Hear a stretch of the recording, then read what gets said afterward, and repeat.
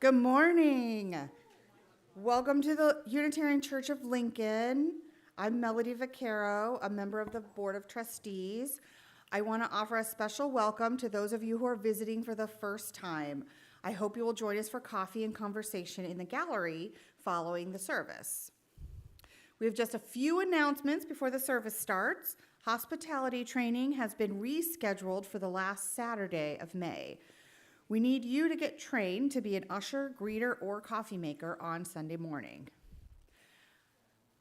This Thursday, we invite you to join us for the annual tent revival on the back patio, just over there, at 7 p.m. You don't want to miss this amazing evening of music and spoken word with Reverend Juniper Meadows, Bob Fusion, and the A Street Band. And I can tell you, I've been the last couple years, and it is just a phenomenon of joy, and you will have regrets if you miss it. And then last but not least, next week, Sunday, May 21st, same place, same time, right after the service, we'll hold the spring congregational meeting. Members will vote for 3 new board members. My name may be on the slate. A new program council chair, share the plate recipients, and amendments to the Articles of Incorporation and the 8th principle.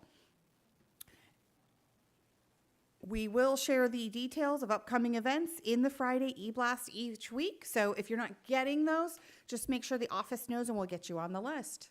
Thank you, and may this service be a great experience for you.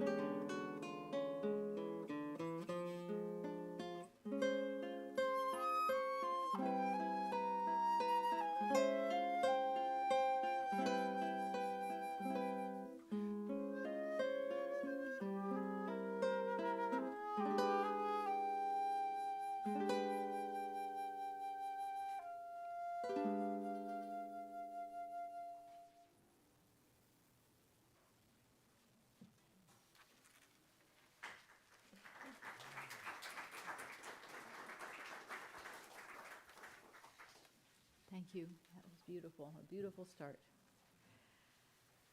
Our chalice lighting words this morning are by Claudine Dean Oliva.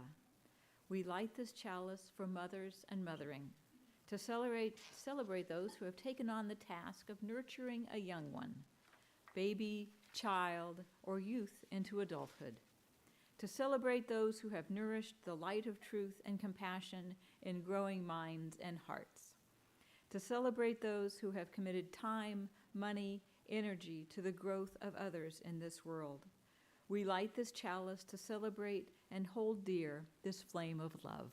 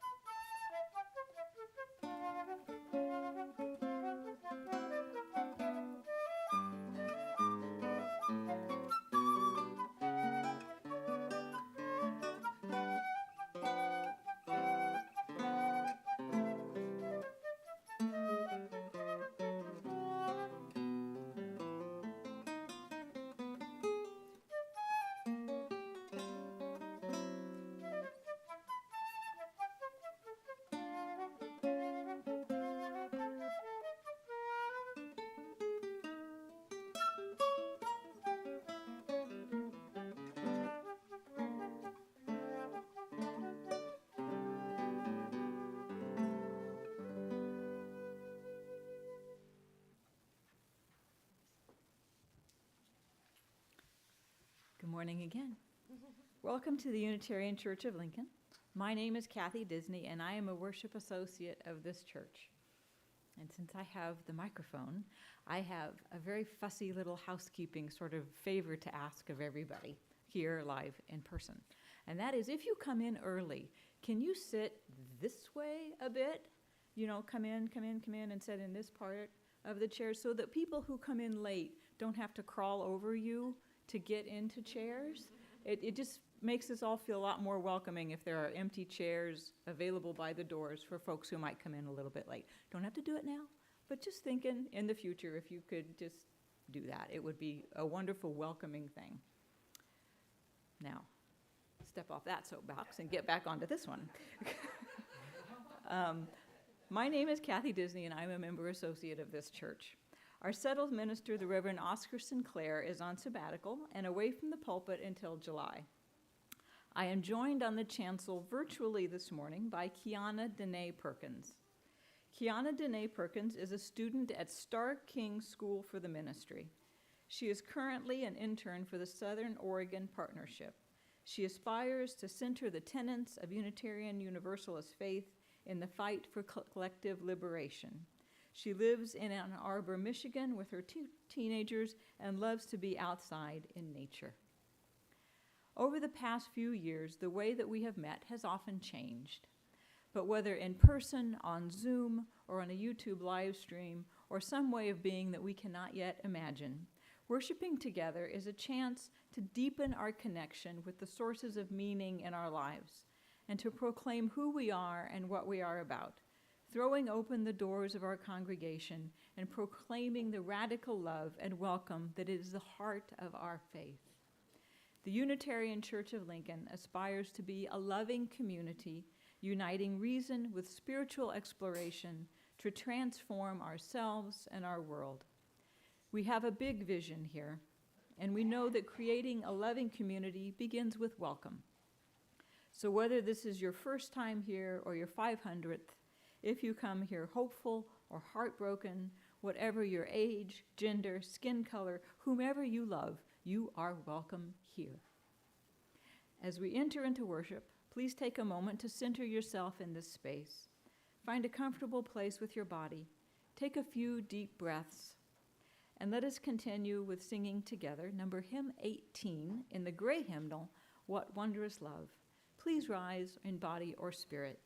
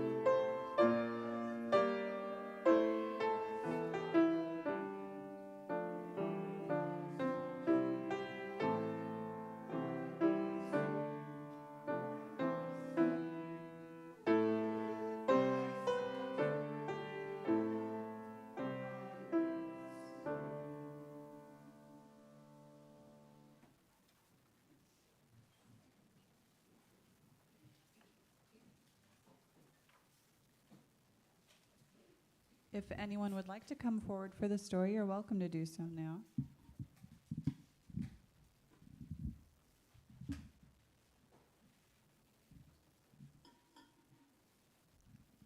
And now for something completely different. Our story today is called There Are Moms Way Worse Than You. Irrefutable proof that you are indeed a fantastic parent, written by Glenn Buzan. And I have 3 children, ages 8 and under, so I feel confidently that I am quite qualified to tell this story today. Congratulations. You had a kid, or 2, or 3. Oh, what a time of joy. You got the crib, the car seat, bib. You bought the perfect toys. You read the books, you did the work, you baby-proofed your stuff. But even so, a nagging thought, what if it's not enough? Like, what if I don't burp them right? Or what if I'm too strict? Or what if I buy diapers and then the diapers make them sick? Or what if they get tetanus or I don't dress them right? Or what if when I strap them in, the baby carrier's too tight? Or maybe your head starts to spin. It's now a full-blown panic. They lose an eye, or even worse, their food is not organic. Or what if I'm not watching and they stumble off a cliff? Or if I pick the wrong preschool, what if? Okay, I already know some of you are relating to this, and thank you.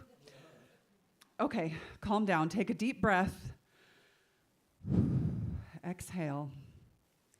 It's absolutely a normal feeling that you're doomed to fail. And though you'll make some big mistakes, remember this is true. When put into perspective, there are moms way worse than you. You won't be worse than hamster moms, no matter how hard you try. Sometimes they eat their newborn pups. We still don't yet know why. A mom giraffe is pretty nice until the baby drops. She'll birth a newborn little calf and then kick them until they walk. An eagle mom believes in survival of the strong. She'll let her little eaglets fight and kick each other. That really is quite wrong. Panda moms are perfect until they're blessed with 2. Twins are hard, so they'll ditch one. It's terrible and true. When side by side with Lanyu skinks, you'll look like world's best mama. They'll eat their eggs if things get tough, just to avoid the drama. If a Kawaka mom comes face to face with dingoes in the wild, guess what she'll do to get away? That's right, she'll toss her child. At least you're not a cuckoo mom. Ooh boy, that bird is brazen. She hides her eggs in others' nests just so she won't have to raise them. Harp seals, oh, they're super cute. Maternally, they're frightening. 2 weeks after giving birth, they're out of there like lightning. In fact, a lot of new moms pull a disappearing act. Bunnies, black bears, snakes and lizards, sheep and birds and cats. Alaskan plovers, they don't even fake it like they care. 1 month after giving birth, first class, Hawaiian Air. It's not just moms. Some dads are awful too. They're not all warm and snuggly. A pipefish dad will eat his kids if he thinks they're ugly. Horses seem like super dads, but they're not the best. They'll threaten other horses' kids and kick them right in their chest. So when you feel exhausted or there's too much on your plate, as long as you don't eat your baby, yeah, you're doing great. When the panic rises and the pressure starts to mount, remember that you're trying, and that is all that counts. Though others might make comments or judge from where they sit, this concept of being a perfect mom is absolute bull honky. Let's celebrate the not so great and wish it had gone better. Embrace the mediocre family times that you share together. Because even if you drop a kid or accidentally curse, just remember that when it comes to moms, you'll never be the worst. And that is the end of our story today.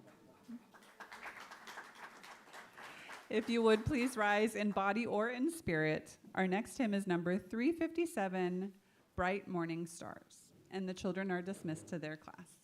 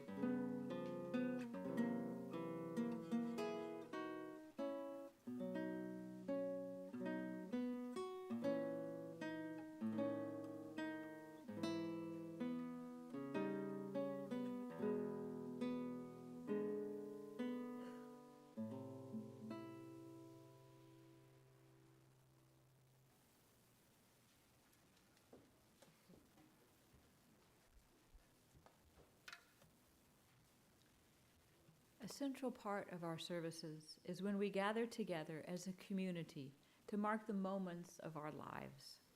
We share with one another our joys, our sorrows, the events that mark the steps on our journey. The threads of sorrow and those of joy are intertwined in the fabric of our lives, present for all, remembered by all. We share those threads, and then they are woven together with those of others in our community. Our joys are shared and magnified. We are comforted in our sorrows. I invite you to type into the chat or to speak into this shared space your name or the name of another you wish to be remembered in sorrow. And there is a lag between the live and the stream version, so I may come back around if I need to. Please share names you might have holding in your heart in concern or sorrow.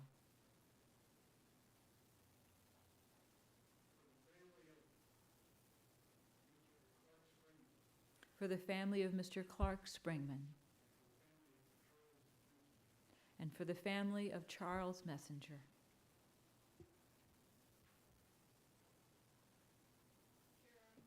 Kara.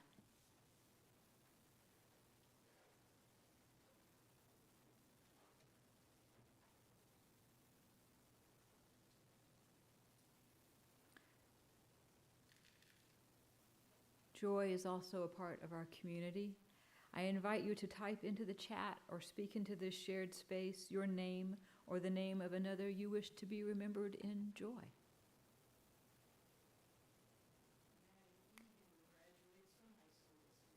Maddie Egan graduates from high school this week.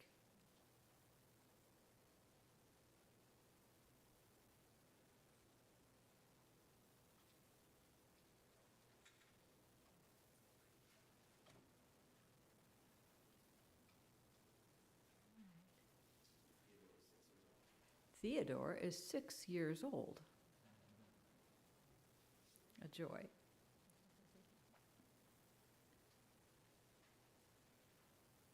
We know, too, that there are some joys, some sorrows that are yet unspoken but deeply felt.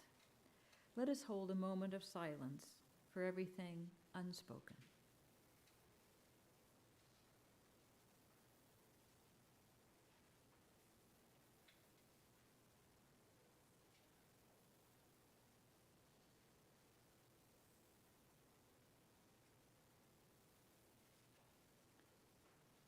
Thank you for your presence.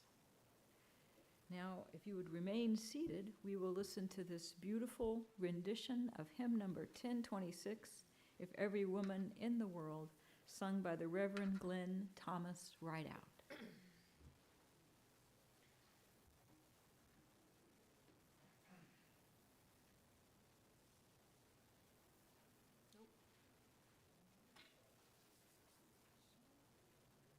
If every nation set a true course for freedom, there would be no more war. If every woman in the world had her mind set on freedom, if every woman in the world dreamed a sweet dream of peace, if every woman of every nation, young and old, each generation, held her hands out in the name of love, there would be no more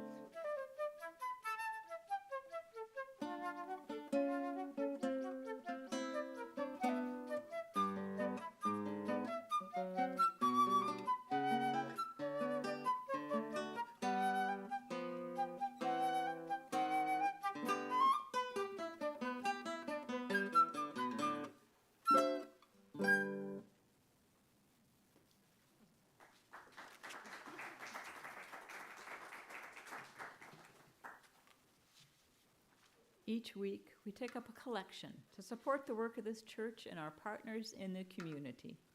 We do this because just as we all grow from our participation in this community, we all give back through our time, our talent, and our treasure.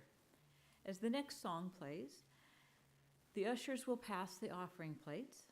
You can also give by texting UC Lincoln and the amount to 73256. That's UC Lincoln and the amount to 73256. The offering will now be gratefully received.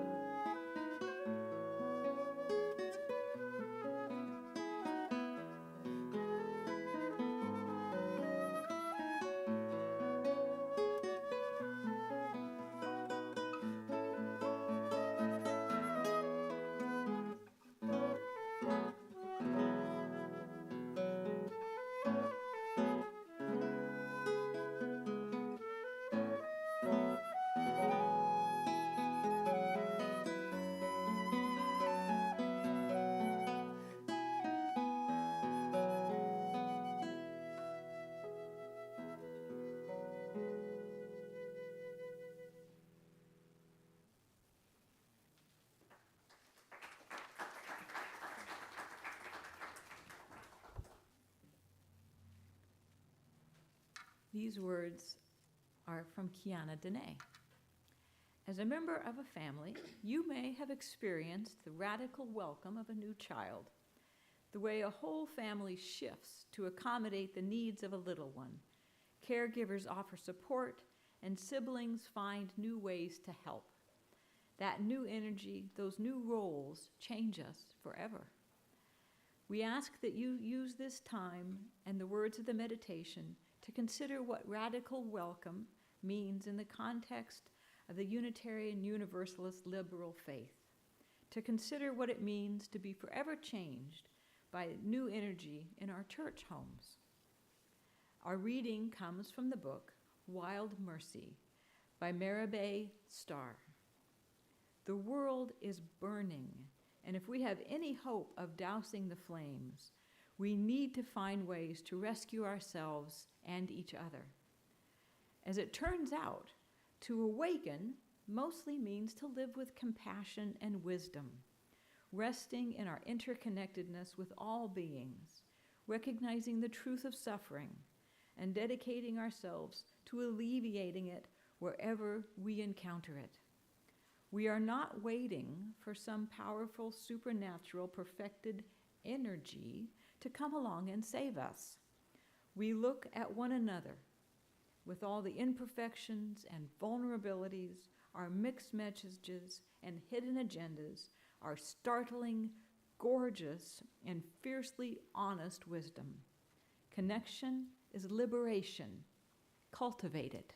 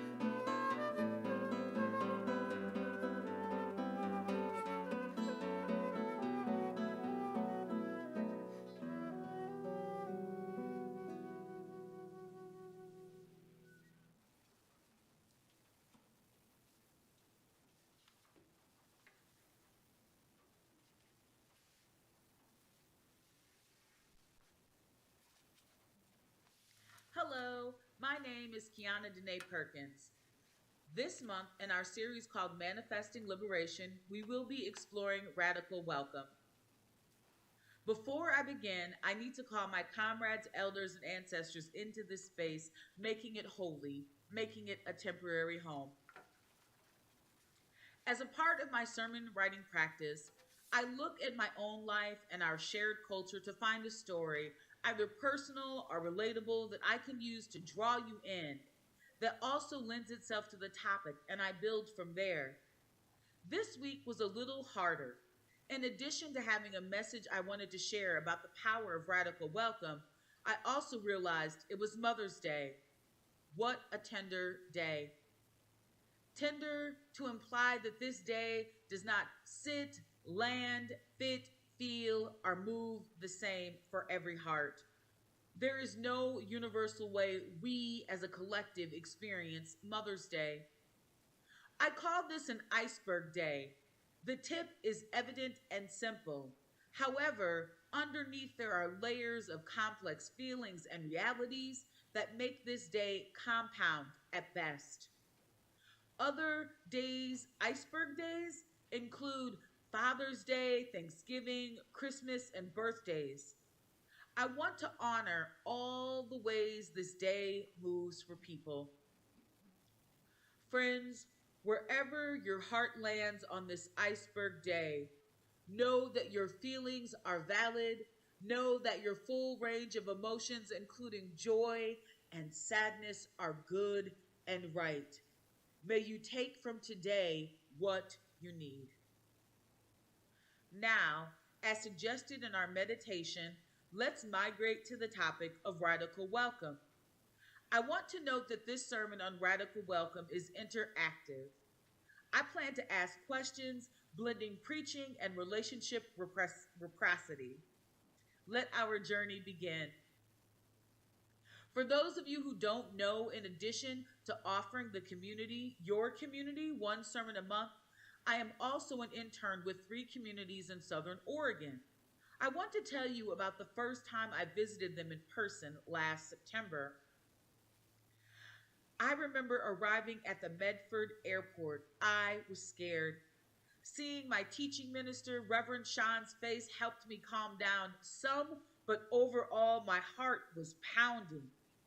When I first arrived at Rogue Valley UU Fellowship, that we call Ruth, when I first arrived at the building, the outside sign called to me, and in my head I yelled back, "Oh, that's my church. That's the church I serve." Then Reverend Sean opened the doors and waves of joy, respect, and calm washed over me. The energy of being in the building was like nothing else. I used the time to pray in that space, to pray over that space, to ask for calm, peace, and holiness to be a part of my internship journey. I asked the source greater than myself to bless the learning journey, to hold my heart in a place of growth and humility. This is how I experienced my intern community for the first time. But I want to shift and talk about our connection. Me as your sabbatical preacher, and you as a UU faith community. And here we will weave in relationship reciprocity. Remember, this is an interactive sermon. I will offer you some prompts to get your memory moving before we continue the journey. Do you remember reading about me in the January newsletter, seeing my picture, hearing my goals for our time together? Can you recall the first time you attended worship where I was preaching? Do you recall the topic? Was it Black History Month, Women's History Month, Easter and Holy Days? In our time together, have you left worship thinking about my sermon? Has something I presented challenged or changed an ideal that you held? What energy, curiosity, and vulnerability did you bring to that first interaction? Hold those responses. I will call on them again. Back to my side of the reflection. I believe that first, intense, sensitive meetings are iceberg moments, meaning that what we see on the surface is small, but there is so much more. For example, what we saw on the surface of my Oregon visit could be simplified down to me arriving, folks greeting me, and engagement. But underneath, the story is so much more dense and intricate. Similarly, the story of how I came to be your sabbatical guest preacher is intricate and dense. After guest preaching last summer, Reverend Oscar asked me to preach during his sabbatical. We started talking in August of 2022. We envisioned what a sermon preaching series could look like and the other required logistical realities. Once January hit, I started to work exclusively with Kathy and Bob via email and through shared Google Drives. That is to say, none of us moved into that first meeting blindly. It was a multi-step process that required emotional, social, spiritual labor in all directions from all parties. We created a collective experience rooted in relationship reciprocity and matched vulnerability. We allowed the power of transformation to be the guiding force of the moment. We all arrived with a willingness to let go of what we knew and lean into the unknowable.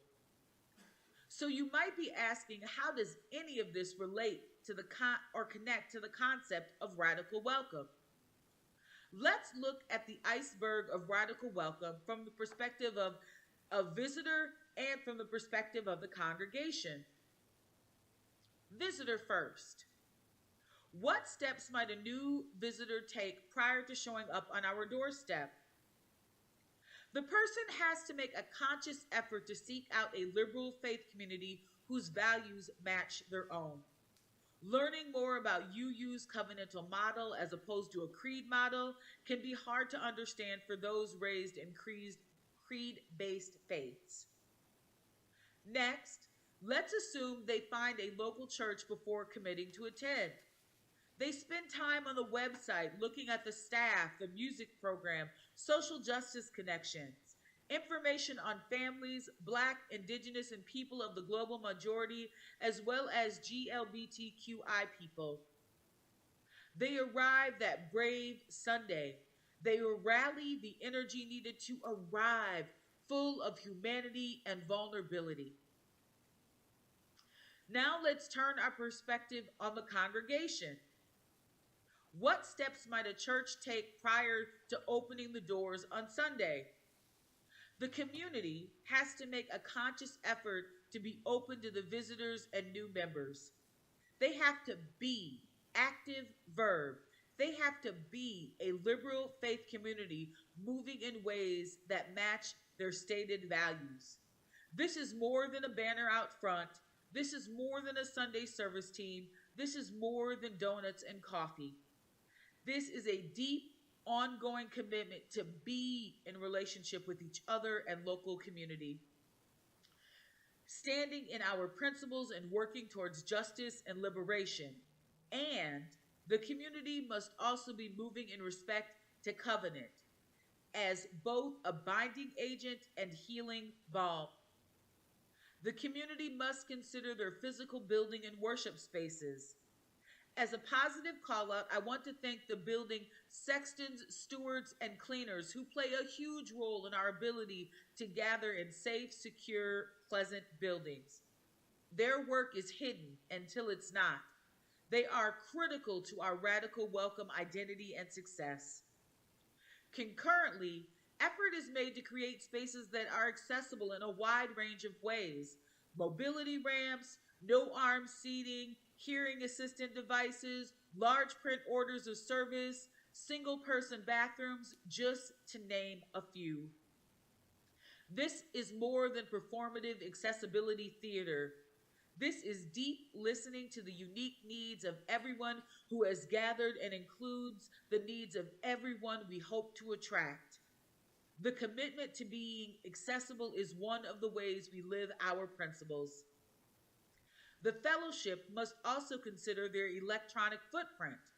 The web, Google, and Yelp are some of the ways people learn more about who we are and how we show up in the world, and play a huge role in their decision to attend. What they see online cannot be performance allyship. It needs to be clear to a potential visitor that this could be their spiritual home. They need to see their identities represented with dignity and respect. We cannot spiritually catfish people. What they see online has to match the real-time experience. Then, on Sunday, there are numerous steps between door open and door lock. These tasks are carried out by lay leaders, paid staff, ministers. There is always something to do. Sunday is not just the message delivered, just a hymn or a reading, just coffee hour, just a social justice meeting afterward. If done right and well, Sunday is an experience.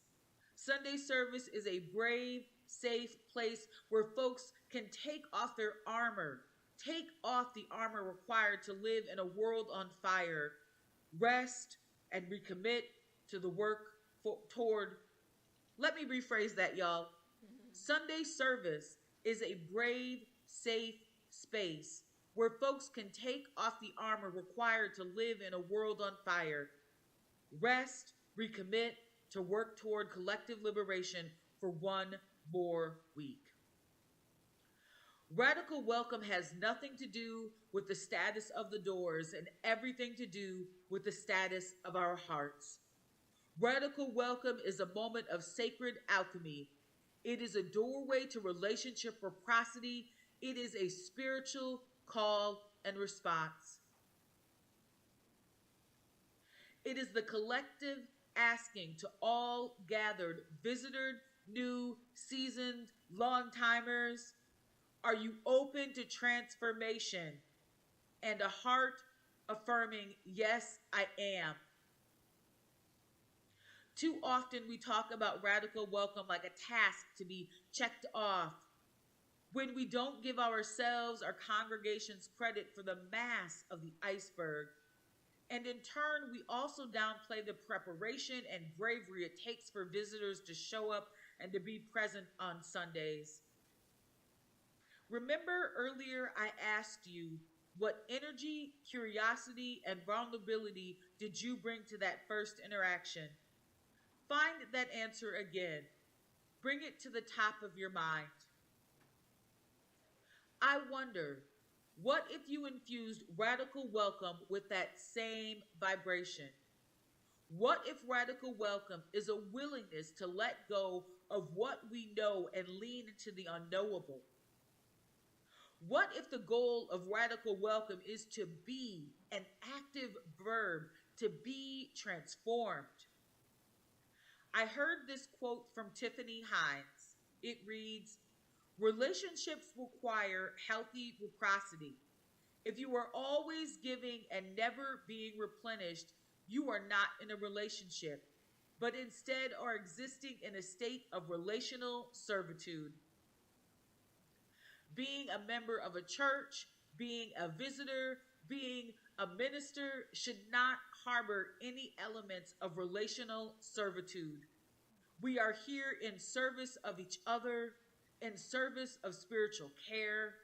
We have the right and the responsibility to be in healthy reciprocal dynamics that are mutually beneficial to self, church, and community.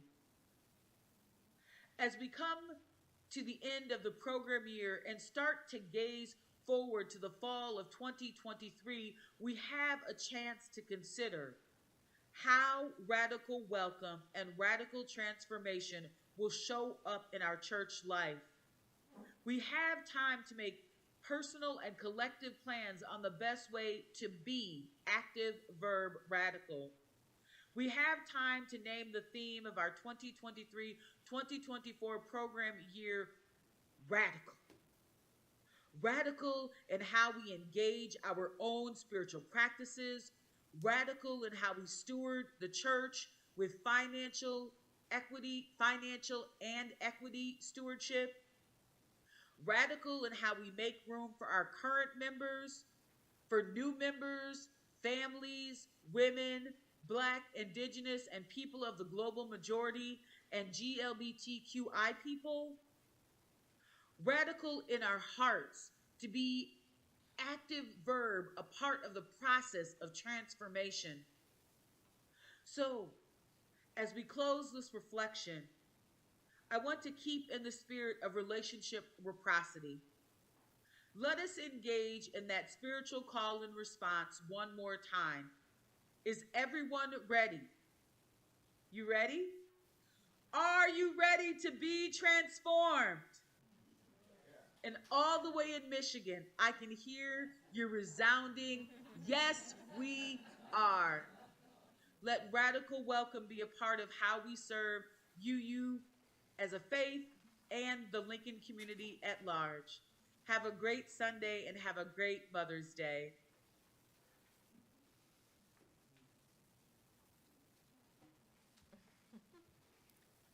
Please rise in body or spirit and join in singing hymn number 1014, Answering the Call of Love.